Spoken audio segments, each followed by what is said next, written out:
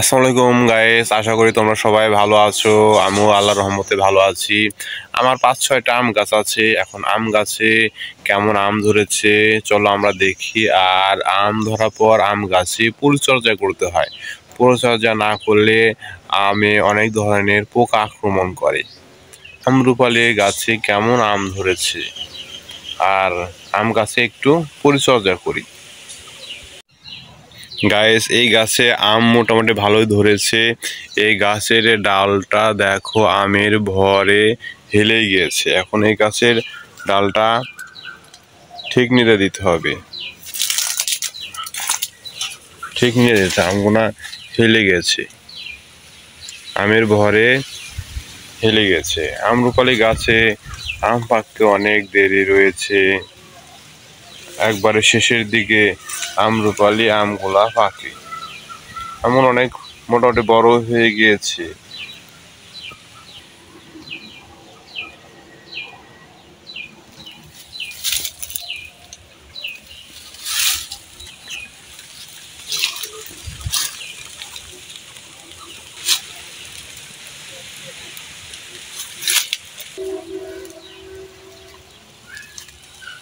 আরেক আম গাছ, এই গাছেও আম ধরেছে। এই গাছের আম মোটামুটি বড়। আমগুলো হলো আমরুপালি, খেতে অনেক টেস্ট।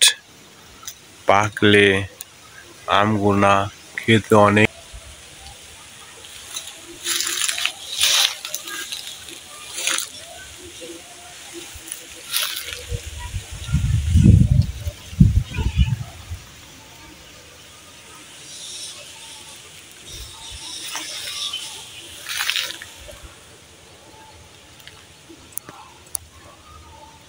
উপরেও রয়েছে।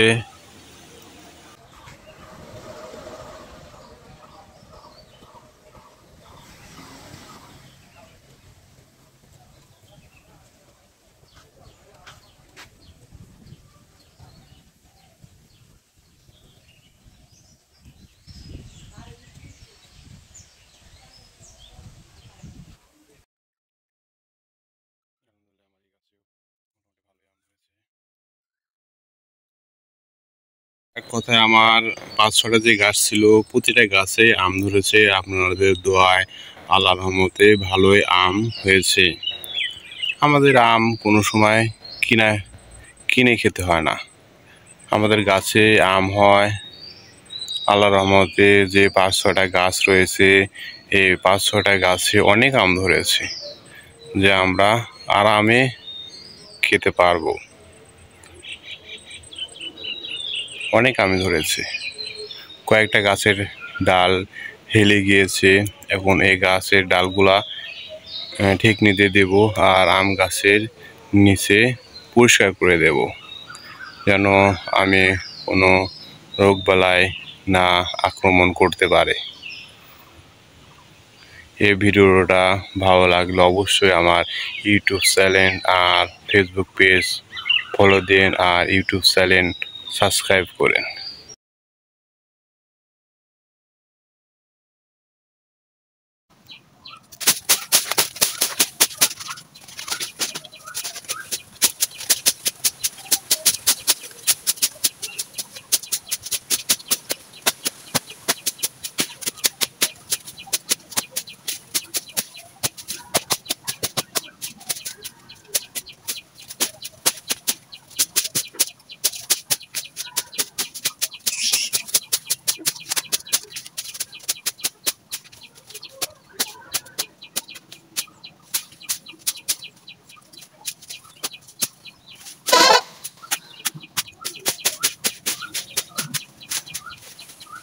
আম গাছের নিচে এরকম আগাছা জমে যায়, তাহলে অবশ্যই আগাছা আপনারা পরিষ্কার করে দেবেন।